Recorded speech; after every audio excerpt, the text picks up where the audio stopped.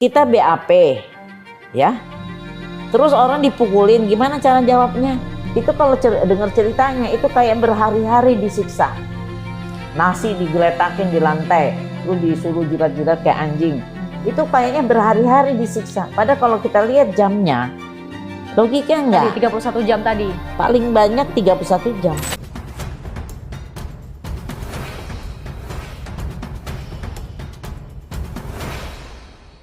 Komnas HAM sudah mengatakan ada 3 pelanggaran. Mengapa baru sekarang, Pak Uli? Terkait dengan kasus pembunuhan Vina dan Eki di Cirebon, sebenarnya kami dari Juni mulai melakukan, Juni 2024 gitu, melakukan pemeriksaan terhadap meminta keterangan juga terhadap beberapa pihak.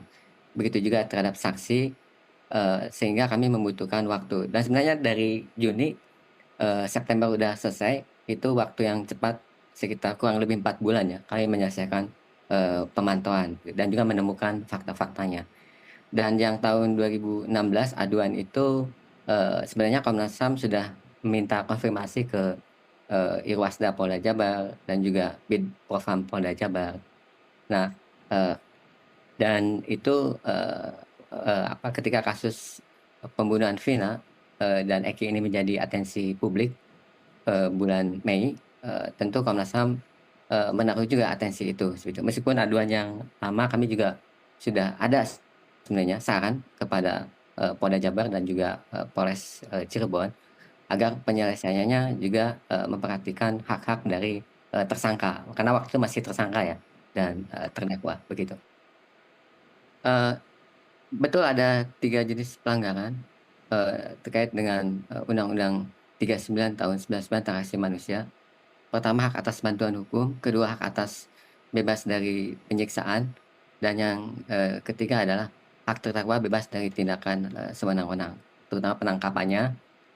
Dan untuk hak atas bantuan hukum, absennya advokat gitu ketika proses penyelidikan dan penyidikan di Polresta Cirebon sekitar akhir Agustus sampai awal September, kami sudah minta keterangan termasuk juga ke advokatnya Ibu Titin dan rekan-rekan, dan juga kepada 8 terdakwa seperti itu.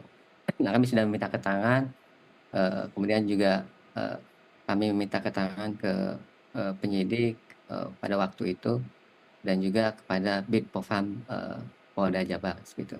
Nah, selanjutnya tadi dari kesimpulan itu, hak atas bantuan hukum, kami juga menemukan bahwa ada putusan etik dari Bid Propam Polda Jabar dan si Propam Polresta Cirebon tahun 2017 sekitar bulan Maret, itu memang juga ada terkait dengan absennya hak atas bantuan hukum.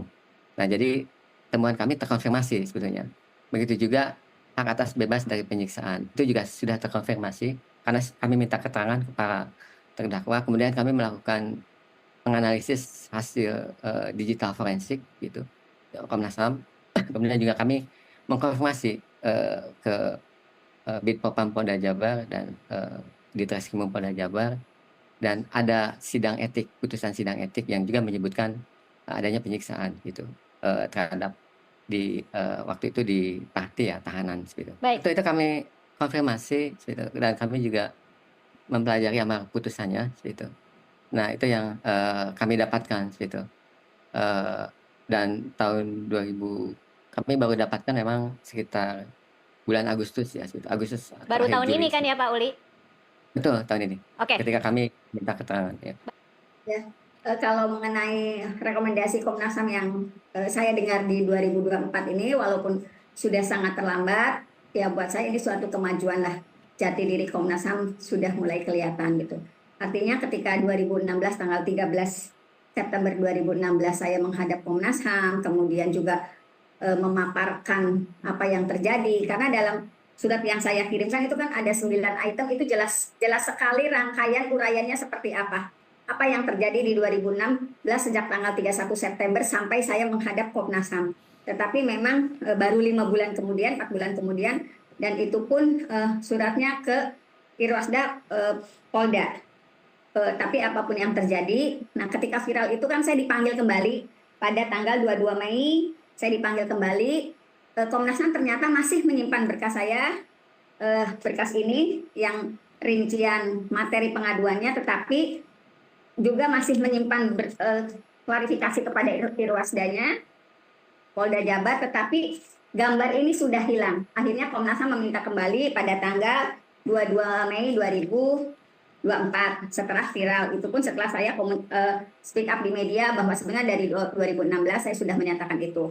Nah, mengenai kode sidang kode etik bagi justru saya tidak mendengar itu. Jadi justru yang saya dengar pada saat Saka Tatal dipanggil kembali ke Polda Jabar 2024 setelah penangkapan Peggy, kemudian ada komunikasi karena saat itu Saka Tatal dilakukan pemeriksaan, saya bilang dan menyatakan dia dianiaya pada tahun 2016, ada komunikasi yang tetap dianggap harus terjadi peristiwa di 2016. Saya sempat menyatakan, saya udah lapor loh ke Propam Polda, saya bilang di 2016 tanggal 7 September. Tetapi saat itu salah satu anggota menyatakan, ya kan sudah ada Bu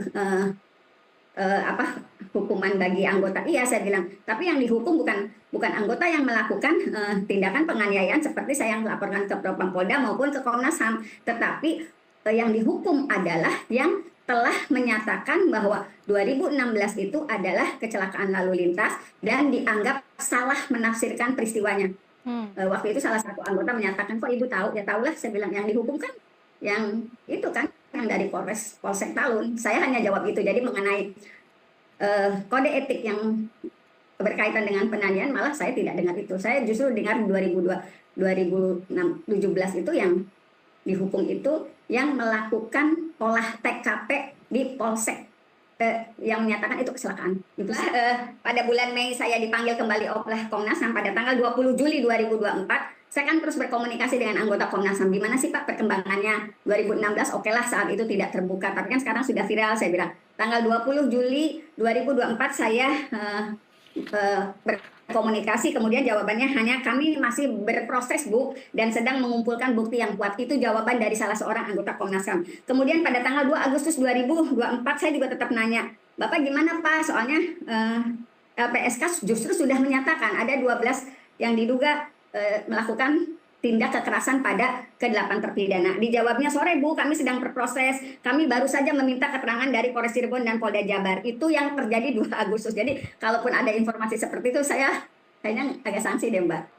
Tentu Bu Titin harus meminta secara resmi ya, gitu, ke Bidpofam Polda Jabar atau ke Polresta Cirebon terkait dengan putusan sidang etik, karena itu hak dari kuasa hukum, hak dari terdakwa ya, seperti itu. Nah, terkait dengan putusan etik itu yang tahun 2017 itu yang terkait dengan tadi aduan dari Bu Titin yang ke Bidpofam. Tadi putusan etik itu hanya untuk dua hak, gitu. Hak atas bantuan hukum, pelanggarannya hak atas bebas dari penyiksaan, gitu. Jadi bukan Nah, itu untuk yang tindakan penangkapan kesewenang-wenangan tidak ada ya? Nah, tindakan kesenangan tidak ada. Itu yang kami coba lihat. Dan siapa yang sudah dihukum Pak Uli untuk 2 ini? Nah, untuk yang 2 itu dari unit narkoba ya, gitu. Kalau yang itu Siapa mungkin namanya nanti, Pak Uli? gitu. Saya nggak bisa jelaskan di sini namanya, gitu. Dan Ada juga berapa orang mungkin bisa dijelaskan?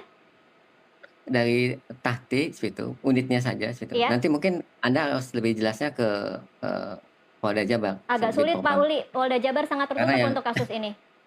Ya, itu yang saya jelaskan. Itu saya nggak bisa jelaskan orangnya, karena itu terkait juga. Oke, dengan kalau etika untuk saya. pelanggaran atas bebas dari penyiksaan, dari unit narkoba juga kah?